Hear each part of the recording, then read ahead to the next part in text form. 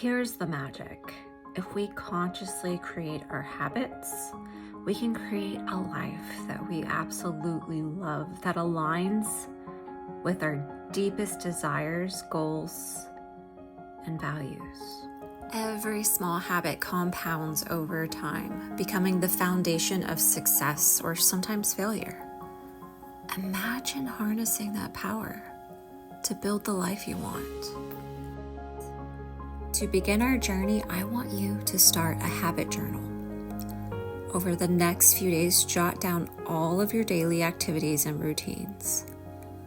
What habits are helping you? What habits are holding you back? This awareness is the first step to mastery.